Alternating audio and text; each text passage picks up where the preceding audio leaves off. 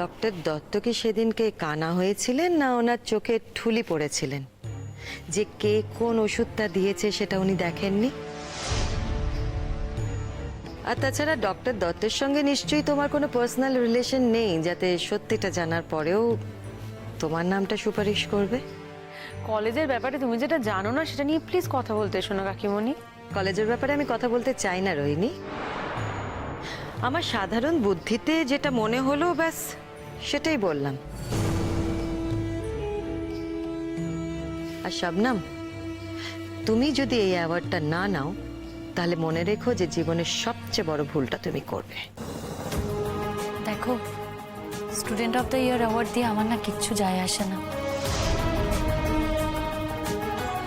আমি শুধু শুধু কারো কৃতিত্বকে খাটো করতে চাই না। জজদা যদি সত্যি কাজটা করে থাকে তাহলে তো অ্যাওয়ার্ডটা জজদারই পাওয়া উচিত। জজদা যদি কাজটা না করে থাকে, তাও যদি বলা হয় যে জজদাই কাজটা করেছে, তাহলে আমি এটা বুঝবো যে জজদা কৃতিত্বটা চায়। আর জজদা আমার জন্য এত কিছু করেছে, আমি না জজদার জন্য এইটুকু করলাম। এটা আমার কাছে বোকামো নয় ছোট আন্টি, কৃতজ্ঞতা শোধ করার একটু উপায় মাত্র।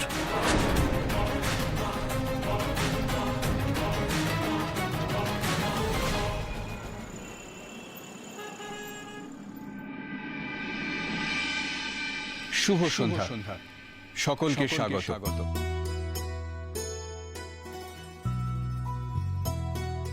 আজকে একটা বিশেষ কারণে আমরা সবাই এখানে সমবেত হয়েছি।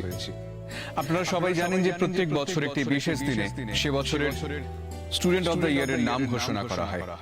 আজ সেই বিশেষ দিন যেদিন স্টুডেন্ট অফ দ্য ইয়ার 2019 এর নাম ঘোষণা করা হবে। আর অল্প কিছুক্ষণ পরেই জানতে পারবেন কে হচ্ছেন এই বছরের স্টুডেন্ট অফ দ্য ইয়ার।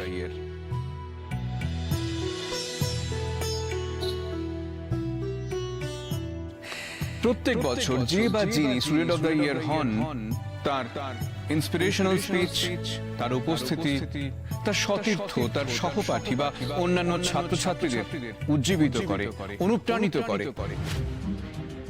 তার কারণ প্রত্যেক বছর যাকে স্টুডেন্ট অফ দ্য ইয়ার বলে ঘোষণা করা হয় তার এমন কোন একটা কন্ট্রিবিউশন থাকে যা উল্লেখ করার মতন।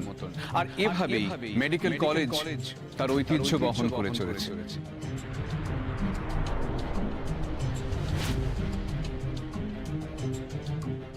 আজকের এই বিশেষ দিনটিকে উদযাপন করার জন্য আমাদের মধ্যে রয়েছেন আমাদের মাননীয় অধ্যক্ষ এবং রয়েছেন আন্তর্জাতিক খ্যাতি সম্পন্ন একজন চিকিৎসক। আমি প্রথমেই আমাদের মাননীয় অধ্যক্ষকে কিছু বলার জন্য অনুরোধ করব।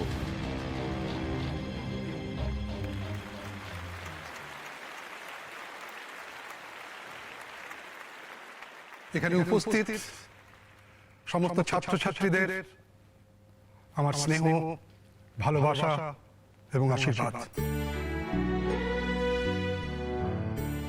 আর আমাদের ডাকে আজ এখানে যারা উপস্থিত হয়েছেন সেই সমস্ত অতিথিদের আমাদের পক্ষ থেকে ধন্যবাদ এবং অভিবাদন।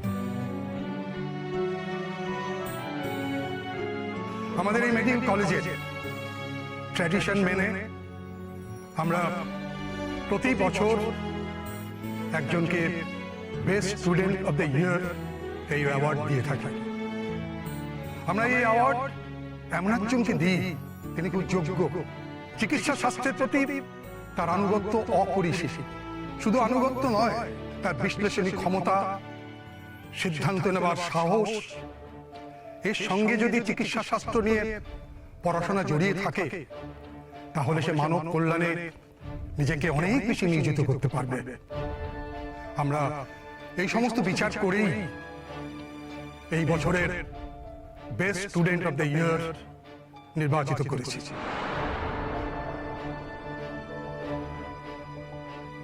আর একটা কথা, শুধু মেধায় পারদর্শী নয়, এমন নয় সে শুধু পরীক্ষায় অন্য ছাত্রদের পিছনে ফেলে অনেক দূর এগিয়ে গেছে। আমরা তার জীবন বোধ, তার দর্শন, চিকিৎসা নিয়ে তার চিন্তা ভাবনা, এগুলোকে আমরা বিচার করি।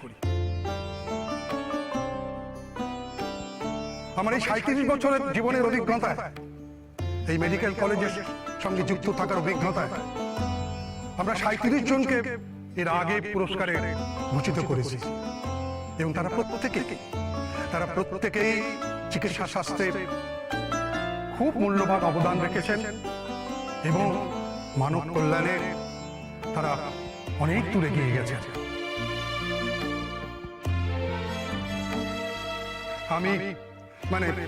আমরা তাদের নিয়ে গর্বিত। আজ যিনি পুরস্কার পাচ্ছেন তাকে আমি একটা কথা বলতে চাই,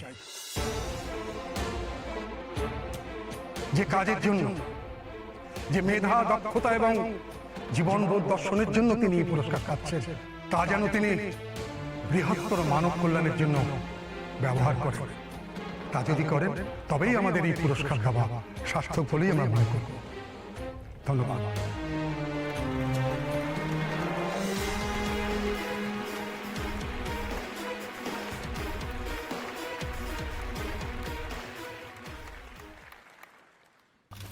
এই রোহিণী, বলছি তোমরা যে সকাল থেকে এত আন্দোলন করলে, তা কিছু চেঞ্জ করা গেল?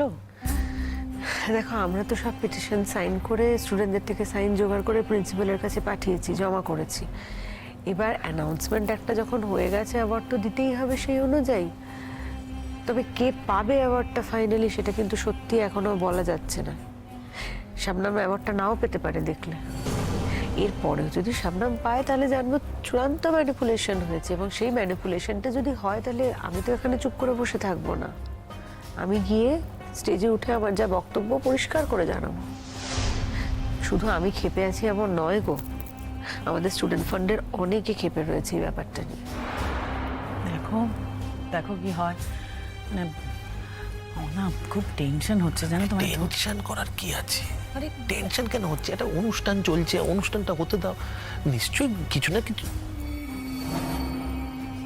কি ব্যাপার বলো তো? যশ ওরকম মনমরা হয়ে ওখানে বসে আছে কেন? আপসেট হয়ে গেছে বেচারা। খুব স্বাভাবিক না বলো তো? একজনের কৃতিত্ব যদি আরেকজন পুরোটা হজম করে নিতে চায় শুধুমাত্র একটা অ্যাওয়ার্ডের জন্য, এত করেছে ছেলেটা, এটা কেউ মেনে নিতে পারে কখনো? এটা মেনে নেওয়া যায়? এই পুরস্কারটা কে পাবে বলো তো? শবনম পাবে তো? অবশ্যই শাবনাম পাবে।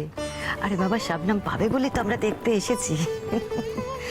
আর যদি ও না পায় তাহলে বুঝতে হবে যে ব্যাকবাইটিং হয়েছে, মানে ওর পাওনা থেকে ওকে বঞ্চিত করা হচ্ছে, বুঝেছো?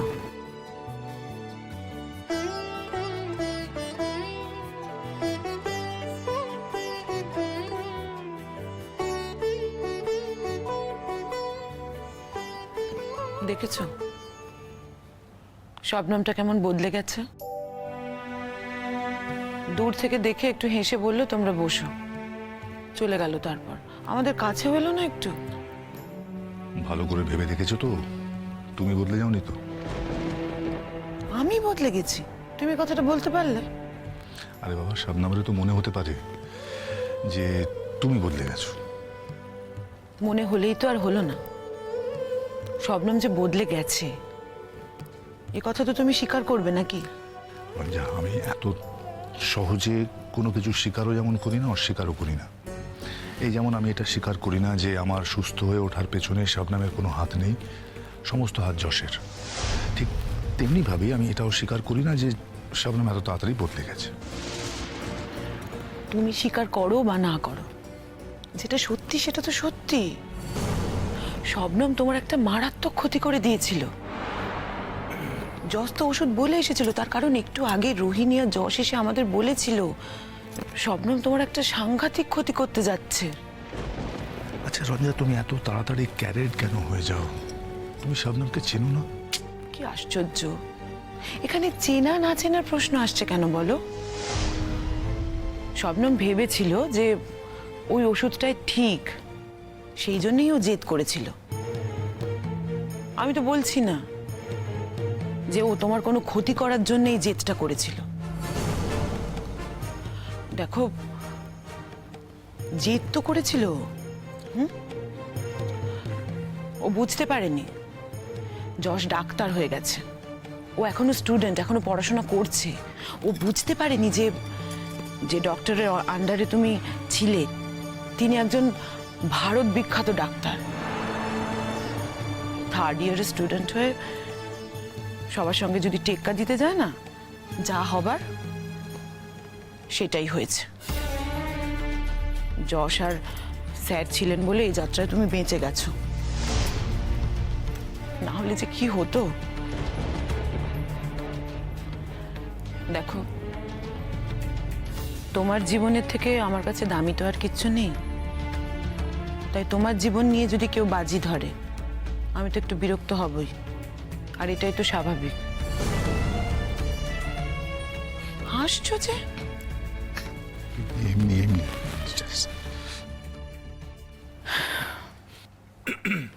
দেখো, শবনম যদি প্রাইজ পায় একদিক থেকে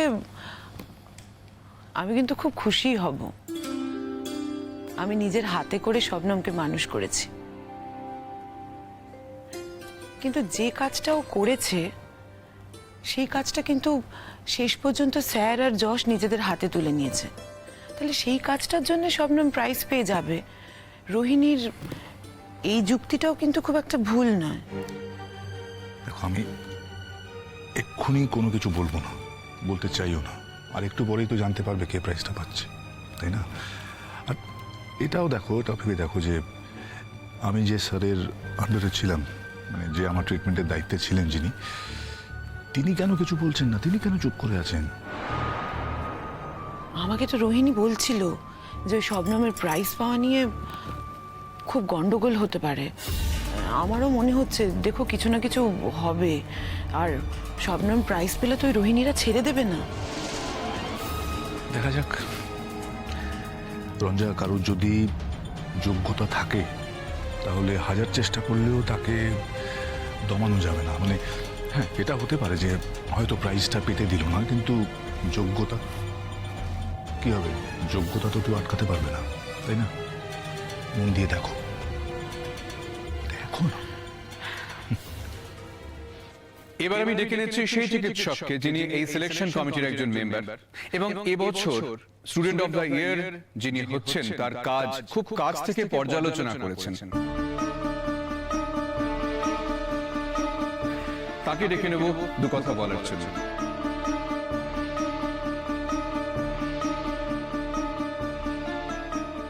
নমস্কার। আমাদের অধ্যক্ষ মহাশয় student of the year award নিয়ে যা বলবার ইতিমধ্যে বলে দিয়েছেন। আমি তার সঙ্গে দু একটা আমার নিজের কথা সংযোজন করতে চাই। আজকের এই অনুষ্ঠানে স্টুডেন্ট অফ দ্য ইয়ার যিনি হতে চলেছেন তাকে কাছ থেকে দেখার আমি সুযোগ পেয়েছিলাম। আমি অত্যন্ত বিস্মিত এবং একই সঙ্গে আমি নিজেকে ধন্যবাদ জানাচ্ছি এই ভেবে যে এরকম একটা সুযোগ আমার জীবনে এই প্রথম এসেছে। আমি সারা জীবন ধরে বহু ছাত্রছাত্রী অত্যন্ত নিষ্ঠা আর পরিশ্রম দিয়ে তৈরি করেছি। অগণিত ছাত্রছাত্রীর সঙ্গে এখনো আমার নিবিড় যোগাযোগ, কিন্তু আমি এই ভেবে নিজেকে তিরস্কার করছি যে থার্ড ইয়ারের এই স্টুডেন্টের খেয়াল আমি কেন করিনি।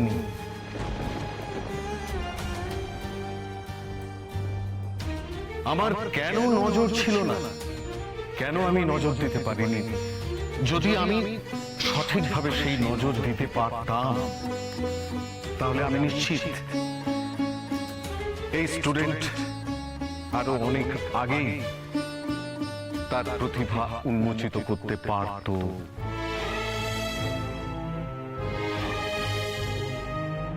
যাই হোক, তবু বলবো বেটার লেট দ্যান নেভার।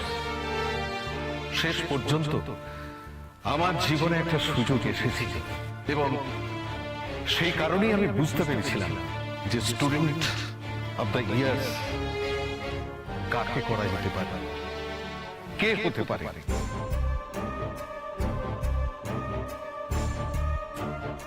আপনাদের কাছে অসংখ্য ধন্যবাদ। অনেকক্ষণ ধৈর্য ধরে আপনারা বসে আছেন, আর একটু সময় নিয়ে বসে থাকুন। নাম প্রকাশ সেটা ঘোষকের দায়িত্ব। অশেষ ধন্যবাদ।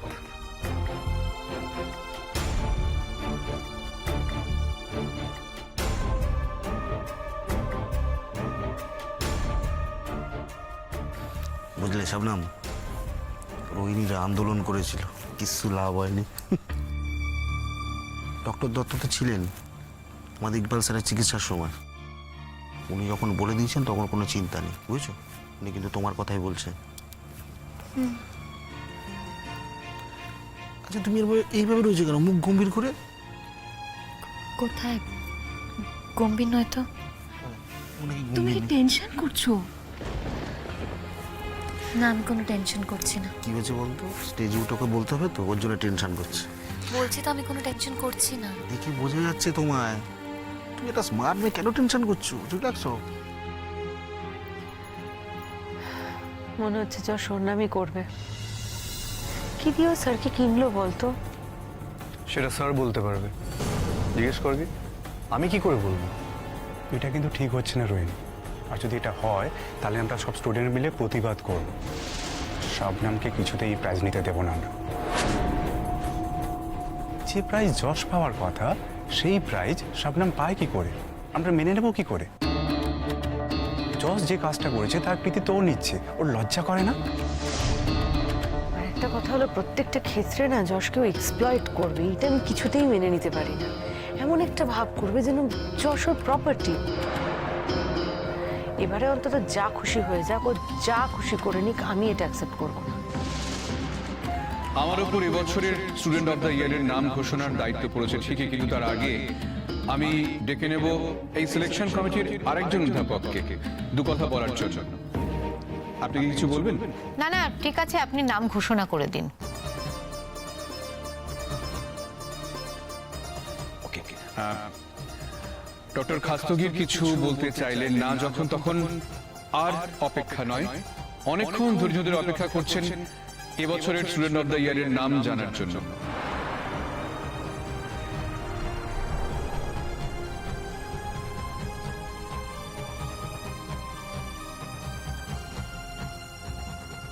এবছরের student of the year award পাচ্ছেন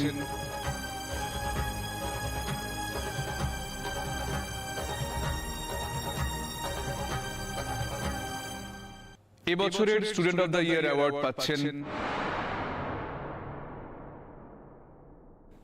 উডবি ডক্টর শবনম খাতুন।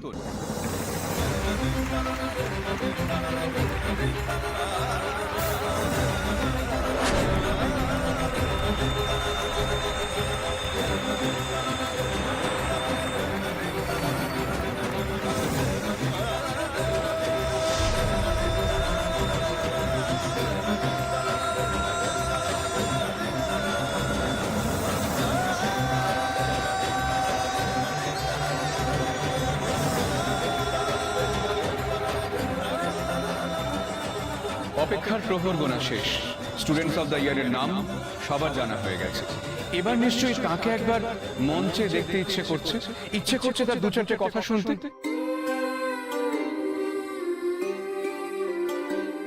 হ্যাঁ, এবার মঞ্চে ডেকে নেব শবনম খাতুনকে।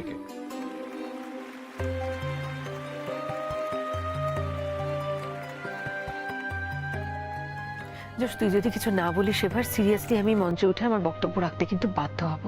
একদম ঠিক বলেছিস Rohini, this is high time. যদি অবজেকশন করতে হয় তাহলে সেটা এখনই করতে হবে। না না, আমি একটা কথা কিছুতেই বুঝে উঠতে পারছি না, ডক্টর দত্ত এটা অ্যাকসেপ্ট করলেন কি করে? স্টেজে উঠে ডক্টর দত্ত কি সবটা বলে গেলেন নাকি? এটা অন্যায়, এটা ক্রাইম, এটা হতে পারে না যশ।